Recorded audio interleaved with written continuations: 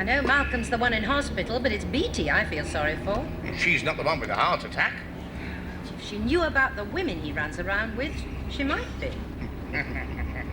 Oh, no, it's not funny, Terry.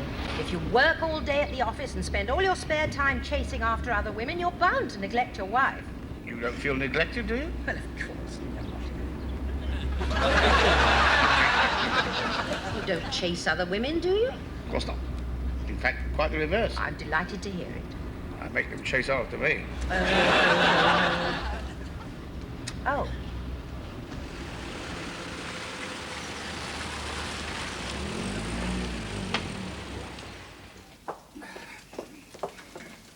Ah, 43A, this is it.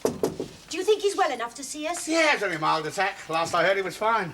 Hello, Terry. June, how kind of you to come. Is Malcolm asleep? No, but we're at rather a critical moment. Shh. Hello, Malcolm, my man. How are you? Shh. Oh, as bad as that. We are very sorry. It's there, and Ballesteros. Well done, that man! See? Hello, Terry, June. Switch it off, Beatty. I'm sorry about that, but I had rather a hefty bet on the outcome of that match. Oh, stand a clean up, will you? I'll say. The hospital padre owes me all of 50 pence. Oh, bang goes his steeple fund. You look very well, Malcolm. I feel it. Oh, thank you. And, how's the office coping without me? Oh, God, I knew you were going to ask that. All right, Terry, let's have it. Well, you won't like it, Malcolm. Terry, as your superior, I order you to tell me the worst. In that case, I'm very sorry to have to tell you... Yes, what? We're doing splendidly without you. No, rotter. Terry, how could you? Malcolm's been ill. It was only a slight murmur. It may have been just a slight murmur to you. Where I said it was like the Hallelujah Chorus. Are those the magazines I asked you to get for me? Yes, I think I've managed to get the ones you wanted. I gave Terry a tinkle a couple of days back. Asked him to get me some periodicals, help pass the time. Financial Weekly, The Economist, and Trade International. Oh, I'm sorry, Malcolm. You're going to forget all about business for a while. Beatty, they're letting me out of bed tomorrow. No, Malcolm. Oh, don't worry, Beatty. I'll get them. No, June, don't grovel. I'll pick them up. Don't worry. I'll give you a hand. Naughty but nice. Frills and thrills. Illustrated crackling. 10. What? Malcolm. Don't look at me, Beatty. Terry must have got his own magazines mixed up with mine. What? They're not mine. You bought them, didn't you? Well, yes, I bought them, but... You certainly didn't buy them for me, did you? Well... Did you? No, definitely not. Then what possessed you to buy them? Well... Malcolm. No good looking at me, old boy. I've never even opened one of those magazines, let alone read one. Ooh! Well, Terry? Well, Beatty, it's perfectly simple. I bought those magazines because... Yes? Because somebody in the office told me they got some terrific crossword puzzles in them. Crossword puzzles? It's absolutely mind-boggling. Well, my mind is certainly boggling. But there's no sign of any crosswords. No, and I feel so cheated. I mean, people will say anything to get you to buy a magazine, won't they? I think you should take them back to the shop and get a refund. Oh, I'm not going back there again. Oh, dear. It took me 2 gins and a pair of dark glasses to get into the first place.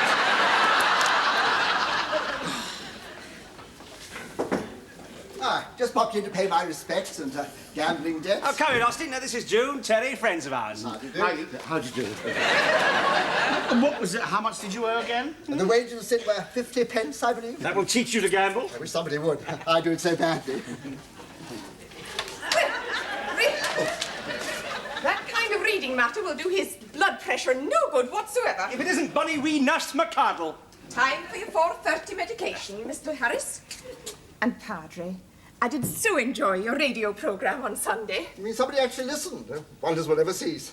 I thought hospital radio was very popular. Never on Sundays. Since they increased the guard slot to 2 hours, it's now referred to as the yawning gap. I spent hours on last week's talk, for instance. What was it? The inevitability of death. No one listened. Oh, why not? They were all watching That's Life. Exactly. I can't compete with Sunday night television. Well, of course you can. I mean, Vicar, have you never thought of asking for requests? I've tried that. Did you get any? Not the sort I wanted, no. Have you ever thought of being controversial?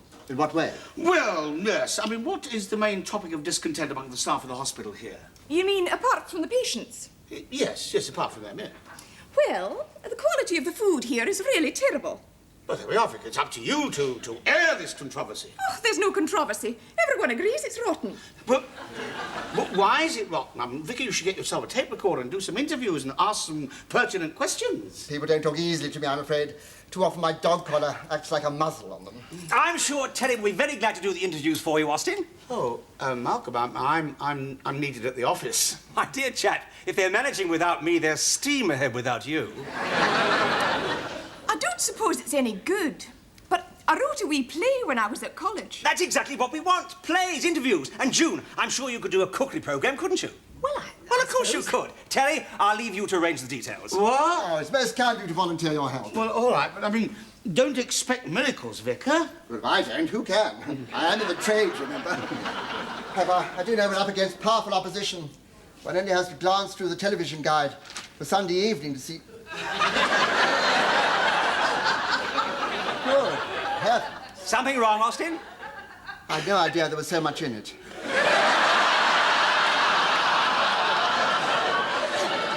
That's right, dear. June, I found it. Next Sunday on the hospital radio. It was up in the attic, like I said it was. They want me to do a cookery spot. Who are you phoning? So I thought I'd ask you for some of your invalid recipes. Mummy. Oh, crikey, she's an expert on that. She's been responsible for some of the unhealthiest meals I've ever had. Well, for people recuperating. Remember last time we ate there? I mean, her Sunday joint had seized up and the gravy was so weak you had to have ambulance men to help without the jug. Shut up! Oh, no, not you, dear, no. I was just wondering if you had any of the recipes that you gave Daddy when he was poorly. Ask him for the ones she gave him before he was poorly. Those are the ones to avoid. Oh, lovely. I'll go and get a pencil and paper. Here's Terry, dying to talk to you.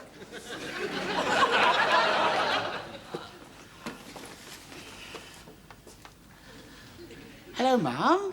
How are you? Oh, dear. Oh, I am sorry. Oh, dear. Oh, dear. Oh, crikey. It never rains but it pours, does it? No? Oh, poor you. Oh, fate seems to have tipped a whole bucket full of unlucky... Oh, here's June. Yeah. How terrible. What is everything coming to? Yeah. June standing right here. No? Yes. Yeah. Oh, God. How painful. When are they taking it out? Oh, they haven't put it in yet. Well, you have to look on the bright side, don't you? It's bad enough just having to listen to you. Yeah. Mum. June. Yes, Mum. June's. Mum.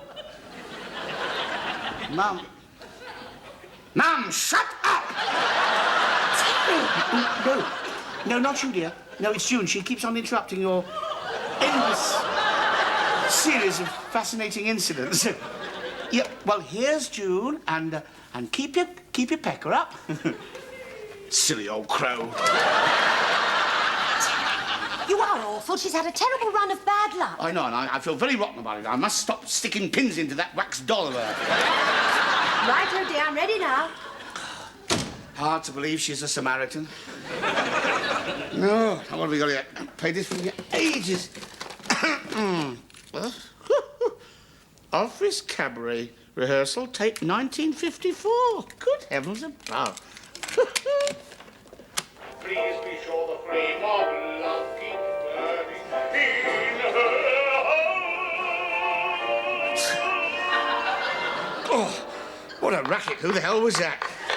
Well done, Terry. You sang that beautifully. It was me. I wonder what other horrors of misspent youth we've got on here.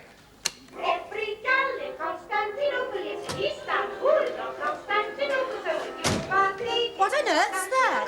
Well, it's some old stuff I transferred from my reel-to-reel recorder, you know. It's excruciating. I know. Who is it? It's you. It's what? Yeah. You and your friend Doreen did that speciality for the office cabaret. Oh, Terry, that's not me. Yeah, you were the Kate Bush of 1954. Remember you did that belly dance? Oh, I didn't. Oh, turn it off. Yeah, well, not exactly a belly dance, but you both wore baggy trousers and a yashmak and a Roundtree's fruit gum stuck in your belly button. Oh, yes, it's all coming back like a bad dream. Yeah, people talked about it for months afterwards. Doreen split her pants. Yeah, that's chiefly what they talked about. I'm afraid my nerve went. Yes, but you kept your elastic going, that was the main thing. Oh! Look what's on the other side. Wendy's first birthday, August 17th, 1957. Well, I didn't know we still had that. Yeah, remember she was slow to talk, so we got the tape recorder out to encourage her. Oh, it's nearly a quarter of a century ago. Our little girl. Don't be frightened, darling. Speak into the microphone. Say, Mama, Wendy. Mama. Say, Mama for Daddy. Or Dada even. Say Dada, Wendy. Oh, don't confuse her, darling. Mama. Yeah, I'm not confusing her, darling. We're trying to get her to say Mama. Dada is just as easy as Mama. Say Mama, Wendy. Yeah, but some kids say Dada first and Mama afterwards. Dada, Wendy. But one thing at a time, Terry. Well, maybe she... Mama. Maybe she finds Dada easier. Try Dada, Wendy. Mama, Wendy. Dada. Mama. Well, now we know why she was so slow talking. She couldn't get a word in edgeways.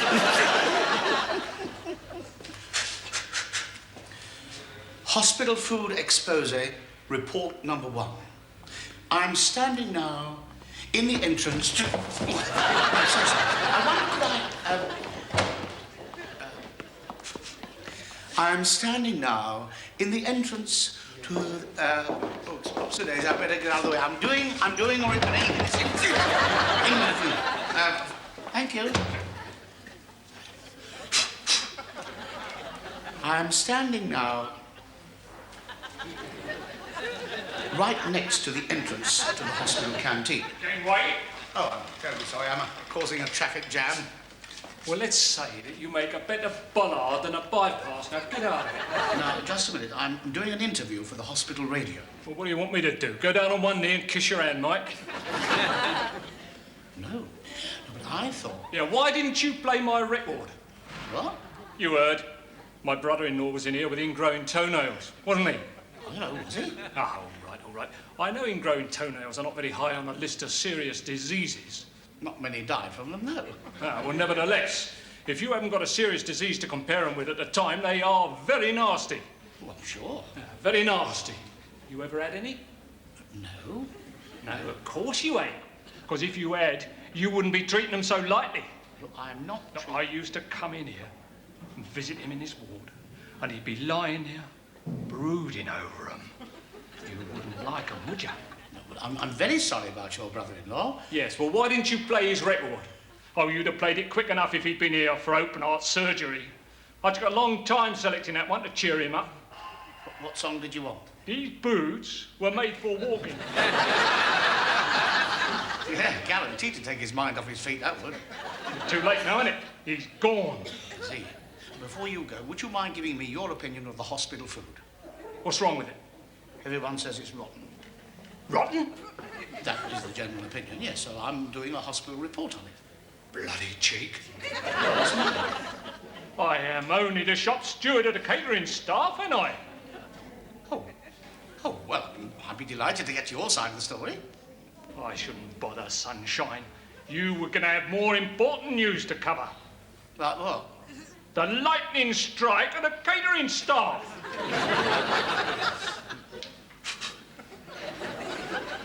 Right, that's it. Mavis, Winnie, shut up shop. Be no more nosh served here today, sorry. What you talking about? We've been queuing here for ages. Look, I've had it up to here. Nothing but complaints. And now we're going to be made a mock of on the hospital radio. This canteen is closed until further notice. But I'm starving. Yes, well, don't blame me, brother. There's the agitator that broke this camel's back. Sort it out with him. Winnie, put that serving spoon down. You have ladled your last dumpling today, darling. Bloody troublemaker. I'm famished. Go on. Sort it out. Doing. By the obvious disappointment of all present, it seems that the food is more popular than was first thought. I would like to stay and collect the opinions of this hostile crowd here, but I'm just about to run out of tape.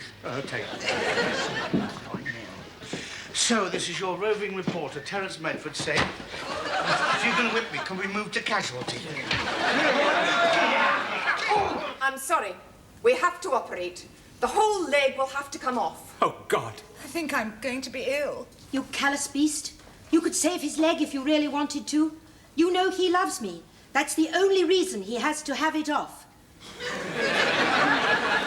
Do you think we could rephrase that last line? It is a little unfortunate, isn't it? Nurse McCardle, can you think of another expression for it? For what? Have it off. Have it off? There's lots of ways of putting that. Why, Malcolm? Well, I suppose you could say amputated. Oh, dear. Though, in her highly emotional state, she'd probably say something more brutal, like rip it off or hack it off. Look, I know I'm being a sillykins, but if I'm going to do this play, could we keep the surgical references to an absolute minimum? Otherwise, I shall pass out. Oh, you poor old girl. You're positively chartreuse. Open the window, will you please, Austin? Oh, certainly. Oh, looks as if the hospital staff organised some sort of jogging event. I think, Mrs. Medford, isn't that your husband out in front leading the pack? Terry, where? Oh, they've just appeared round the end of the building. I must say, he's certainly setting quite a pace. I don't think it could have been Terry. I left him collecting interviews. Perhaps he's doing a running commentary. Shall we press on with the read-through? Ah, Mr. Medford. Oh, darling, are you all right? I knew it was you I saw leading the chase. Perhaps you'd better sit down. What was it all about? They were after me. Well, I think it was jolly public-spirited of you to organise the event. How did the recording go? I got something. Sounds like bronchitis. On this tape, absolute dynamite. I'll wind it back. It'll take a little while. While that's happening, we'll fill you in about the play we're going to do. You've got a marvellous part. It could have been written for you in mind. Really? What is it? Meredith, the head surgeon. Ah. An ambitious, insensitive brute with absolutely no sense of humour whatsoever. What do you mean? And of course, you're maddened with rage because your wife is having an affair with Mr. Harris here. I fell madly in love with him the first time I saw him perform. What is he, a dog? Actually, I'm a world-famous ballet dancer. Ballet dancer, you? I've been trying to get them to change it to a racing driver instead. But it's vital to the plot. I mean, take away a ballet dancer's legs and what happens? He falls over. It's the ruin, not only of his career, but of the perfection of his body. The perfection of his body. It's a good job it's a radio play, isn't it? Let's start at the beginning again, shall we? Yes, here. The story's told in flashback during the actual operation. It's terribly clever. Oh, thanks very much. The operating theatre. Sounds of heavy breathing. That's you, Malcolm. You certainly picked the right man for the job, Vicar. Squeak! Squeak! Have you got my several? That's the sound of the trolley being wheeled into position. Won't we be having real sound effects? One of the volunteer technicians is dropping by later to discuss that. How long do I have to keep this up? I'm almost blacking out. I'm sure you could drop it after the first few lines. Perhaps the technician will have a record of heavy breathing. Well, if he doesn't, I'm sure the local coppers do. You have the first actual line, Mr. Medford. Oh, right, yes. Check his respiration, nurse. Clank, clank, tap, tap. Everything in order, sir. Scalpel. Come on, Beatty, scalpel. Scalpel, tinkle, tinkle. That's the noise of the instrument tray. I'm about to make the first incision. Oh, dear. Bang, bang. Well, what's happening now? Am I taking a gun to him or something? That's the noise of the operating theatre door banging open and your wife storming in. Stop it, Roger. You can't go through with this. Drusilla, what are you doing here? Are you sterile? Mrs. Meredith, I must ask you to leave. I refuse. You mad woman. This is the recipe for disaster. Do you want to kill him? He won't dance again, but he'll learn to live with that. On with the operation. You fiend! Hold her back, nurse. She's too strong for me. Get out, Drusilla. Igor! Sound of a struggle. Clatter, tinkle, crash. Damn you, woman, that leg is coming off. I'll have it medium rare and a bottle of the house wine to wash it down.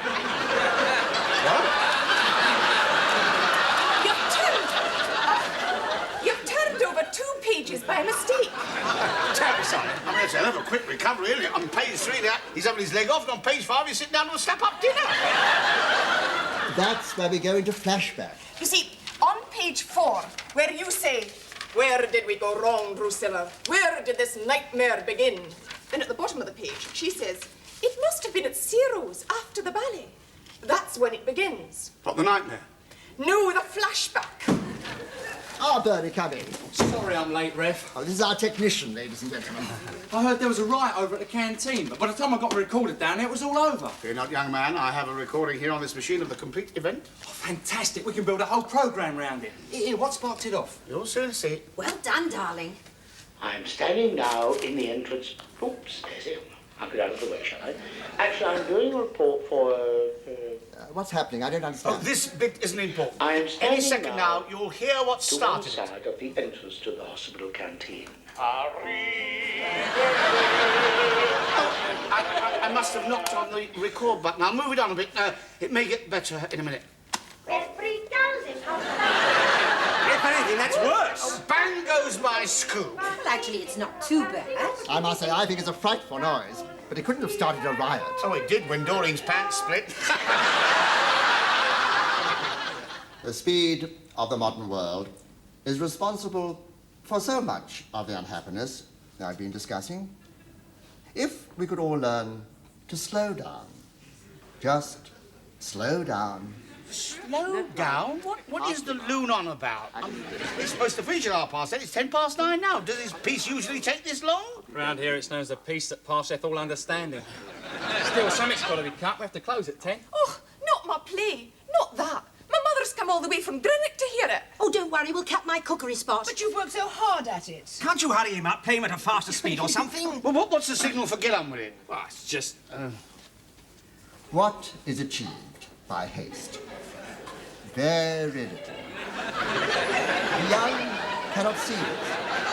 They tend to snigger when one cites the fable of the hare and the tortoise. Only later do they appreciate how much can be accomplished with a minimum of hectic movement. Slow and steady wins the race. So I say again, slow down. Learn to distinguish between useful bustle and meaningless flurry. As the poet says, what is life if full of care? We have no time to stand and stare. So in the future, let's all do a little more standing, and last we see our crack of what we are, stand back and stir them out of existence. Oh, my God. Be with you all. Good night. Right, that's it. You've got 45 seconds to blast off. Right, come on, let's get this show on the road. Good luck. My mother will love it. Oh, I'm afraid I overran just a little. Only by the merest 43 minutes, Vicar.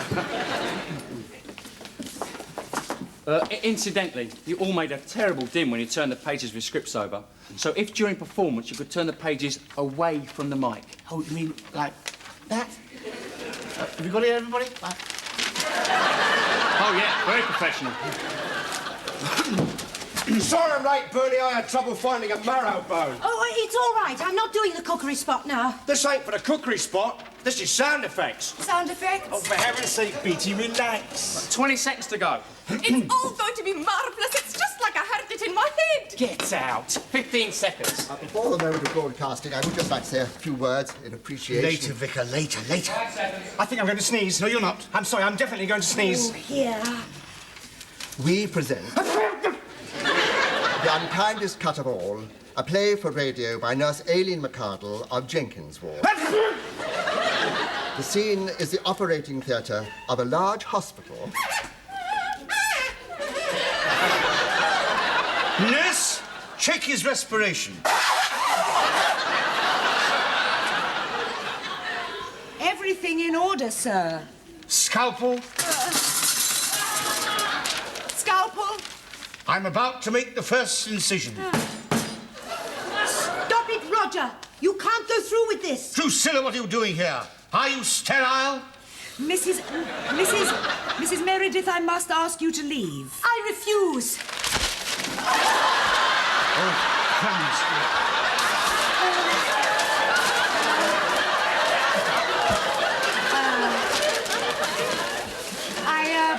I must ask you again to leave. And, I again refuse. Oh.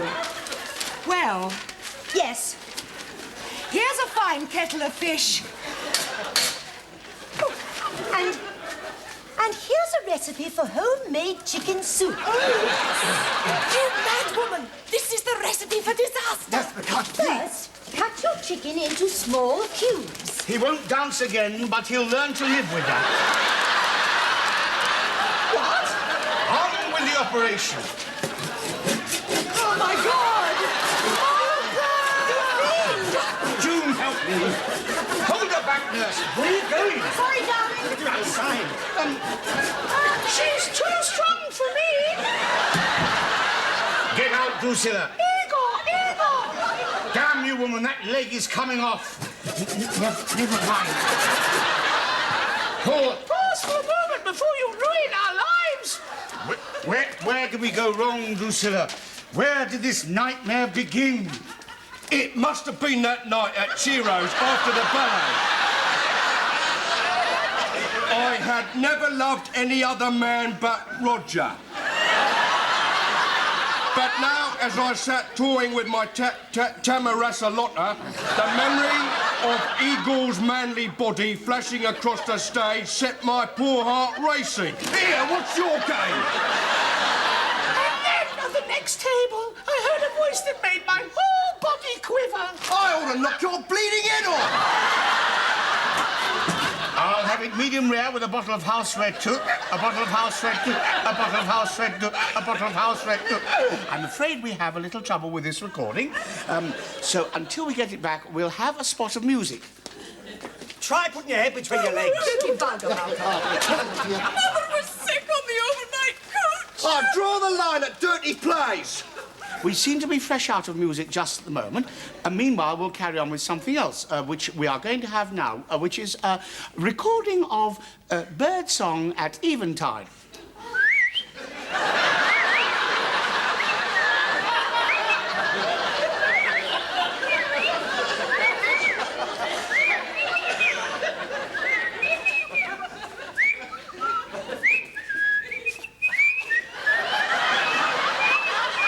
No, we are now able to bring that music I promised you in 1 second.